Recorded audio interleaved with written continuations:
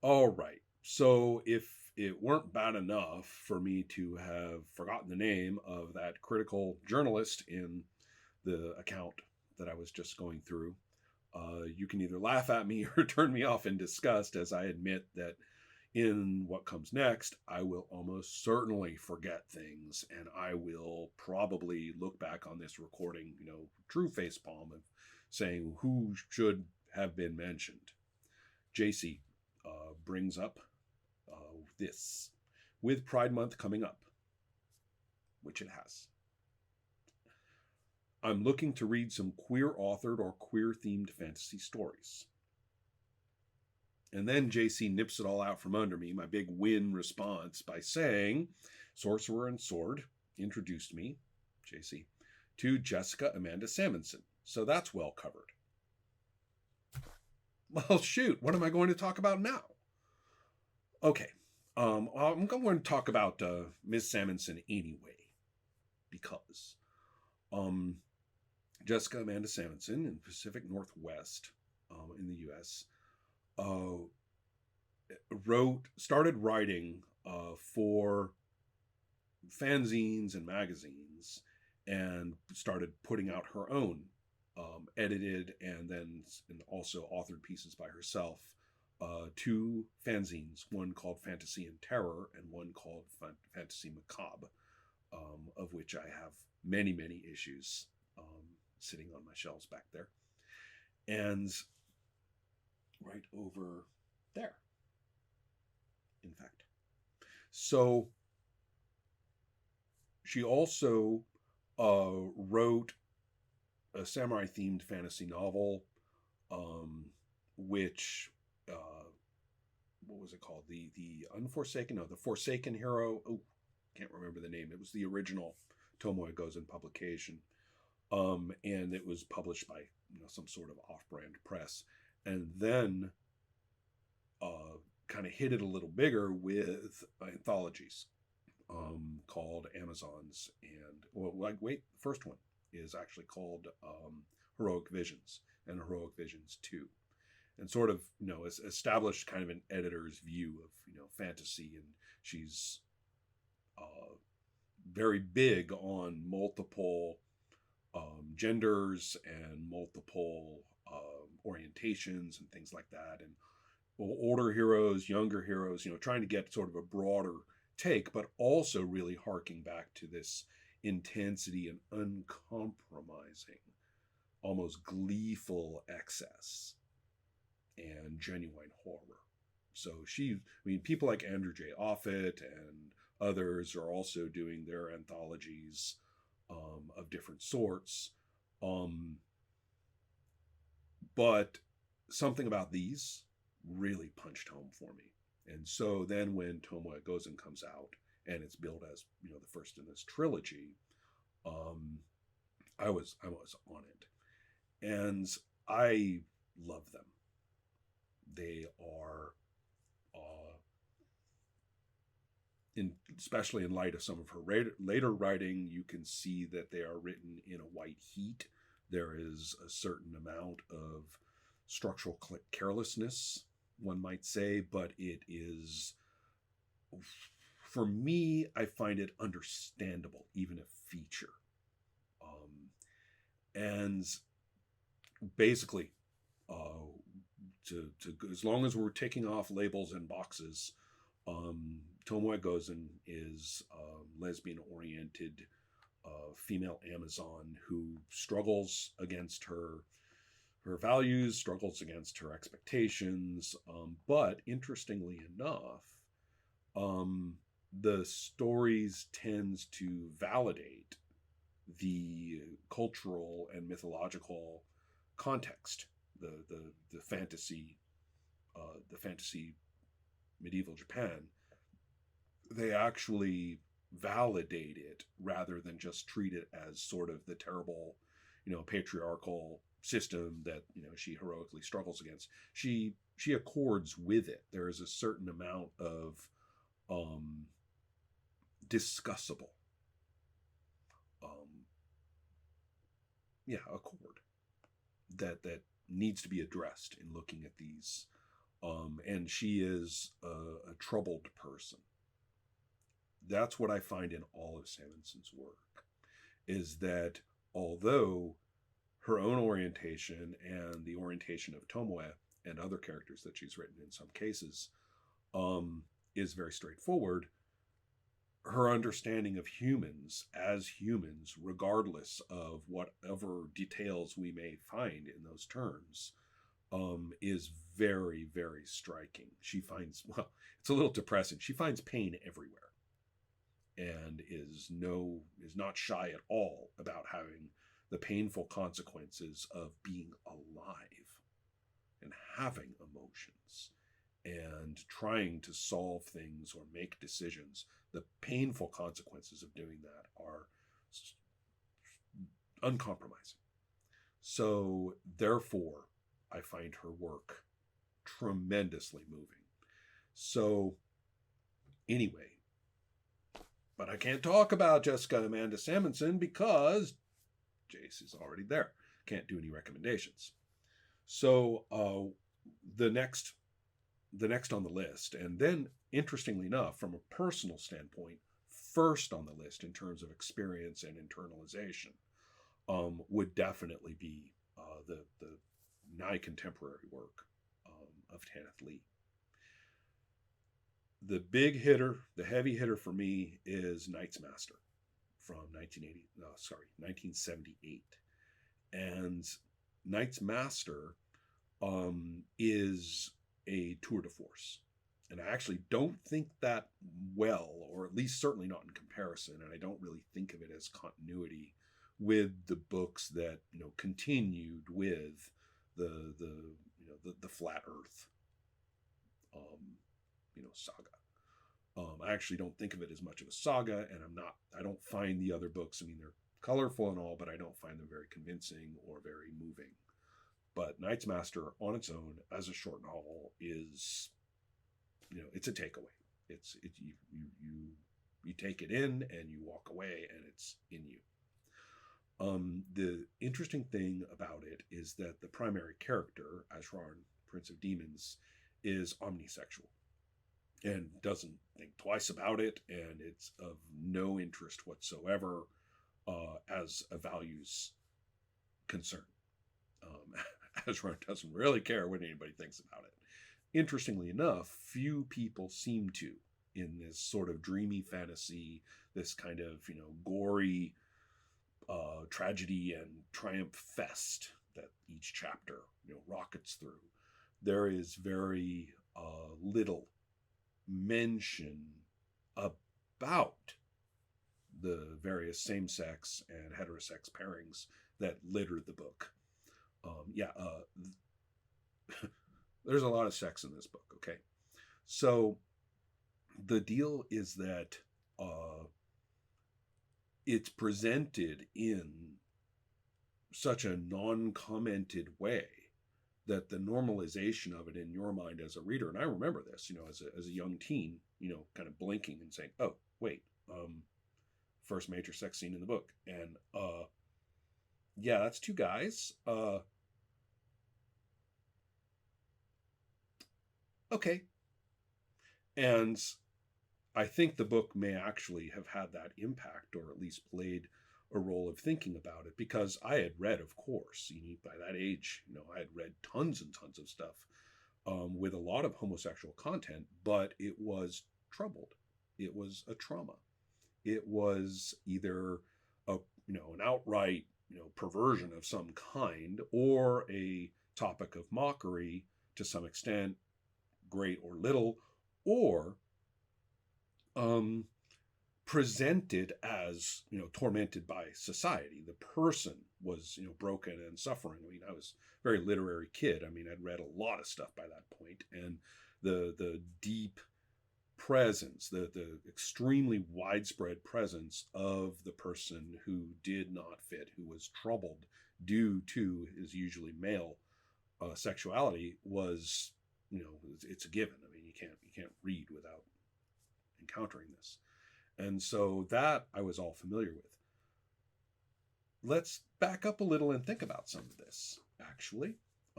being heavily into fantasy, of course, Lynn Carter and Elsbreg de Camp as the co-authors of Conan were well known to me, and a lot of their work was still coming out in the 70s. And I'm thinking of one series by Elsbreg de Camp, and it had to do with the hero is Ganelon. He was like in some sort of preserved egg or something like that and has emerged, but he's got the mind of an infant and is very, decent and childlike and never quite grows up. But of course, he's like the warrior of all time and super, super, super kill machine and all that. But anyway, he has adventures and there's this colorful, far future fantasy thing going on. One of the supporting characters is a boy whom they rescue or retain anyway from this Seraglio, which is obviously this corrupted, decadent dude's gay fest harem of boys, and so they rescue him from it. And the big funny, by the way, these books suck. The big funny is that he's all dolled up. Right, so he wears his lipstick, he wears his makeup, and he flounces, and he's a little queer boy, basically a little faggot. And then it's about kind of how he becomes a member of the gang. And this is sort of interesting. The reason I bring it up is that never quite wants to let it go, and not really as a figure of fun. As the character, I think it's a book, I mean, these are short books, so it might be like the next book or something. And there's a whole thing about, well, now that he's, out and about with the men, he's not that little fella anymore. He's turning into a real man now. And then there's sort of this thing with, well, maybe a little eyeliner once in a while, so there's kind of almost you kind of like the dude now, he's now this young warrior and he's got his eyeliner and you're like, oh, I kind of like you, right? That's funny. And there's little, I haven't read that for like at least 40 years. And that stayed with me. That right there, after all that, kind of homophobic, limp-wristed, mockery, and this whole thing about how, well, he's not like that anymore. And then it's just subverted into this rather likable, imagery and delivery all of a sudden. You're like, did you just like make a mistake or something? Or you thought you were being funny, but it actually ended up being kind of cool? I mean, what was that? And it made me kind of look around, and I actually think there is a lot. I don't know if it's closeted or not. I don't care. But there's a lot of kind of celebratory queer and gay guy, especially, muscle-bound gay guy stuff in De Camp in particular. Whether it's there in Howard, like all the way back in the 20s and 30s, that's up to you to decide. But in terms of these guys came in the 50s, De Camp and Carter, and there is a quality to the way they co-opted Conan and the other stories, and then especially in their own works. And De Camp maybe more than Carter, I'm not sure. Carter's kind of a weird neuter figure in some ways. But De Camp's work has this allegedly kind of, he can't let it go, right? There's always this is coming up. And so I wouldn't say that it's positive, and frankly, the books aren't great as a general thing. But they aren't, but you can, maybe I'm seeing just a struggle going on, or at least textually. I don't know about the guy, but textually, every so often this kind of, guy like the one I just mentioned kind of like leans on the fiction a little bit and winks, and you're going, flip, wait, did I see that, right? So it is this sort of odd presence through fantasy that is no joke. I actually think it's a big deal. There have been several fantasy novels where it's quite explicit, but they're very isolated, here and there.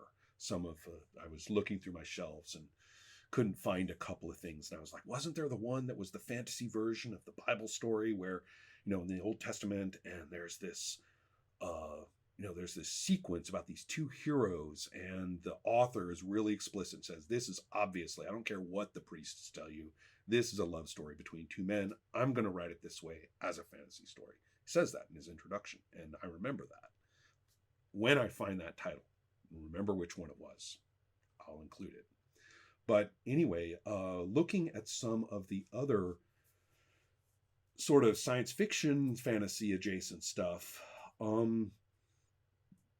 you see a lot of troubled presence. So it's not really Pride Month, material. But you could read Virgin Planet by Poul Anderson, where the women are the only sex on the planet, and they have a mythology of men that's very troubled. It's kind of like, they yearn for it, and yet it's very grotesque, and they hate it, and all the rest of it. And the book has some interesting points that, when a dude, gets dropped on the planet, no, they're not all overwhelmed with lust. Okay. It's not that kind of a stupid book. But what's interesting is that, like, a real guy can't live up to either the fears or the hopes of this mythological man. That actually is kind of strong. And then bearing in mind, of course, that these women do have, sex with one another. They're adult beings. And that's actually treated as non-problematic in the book.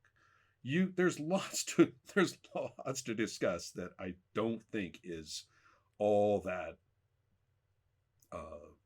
enlightened about the book. But I mean, especially when some of the women, seeing the guy do his very best at certain things, are like, oh, so that's what a man is, that kind of thing.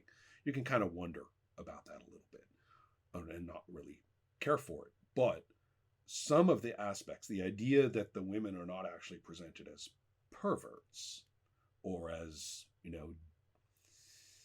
basically, damaged beings or whatever, due to their circumstances, that they are reasonably, understandable beings in this regard. You want to look at the book, kind of again. You look at it and you go, okay, well, I can pick apart this and I can criticize that, and then you go, yeah, but it's not that book. It's not the one. It's not the really wretched one that it easily could be, or that you would think it is by reading the back of the book. Science fiction has a way of kind of walking in troubled waters and itself being troubled, but you know what? It didn't claim the waters weren't. It doesn't simply say, oh, look at the, this is bad and this is good. There's a grappling with the content that's very clear in, especially, all science fiction really, but especially in the 60s. And so Poul Anderson, the author of Virgin Planet, is also the one who, in the first Dangerous Visions collection, where the editorial mandate was write something that you do not think would be accepted in the magazines, the extant magazines and publishing venues of science fiction.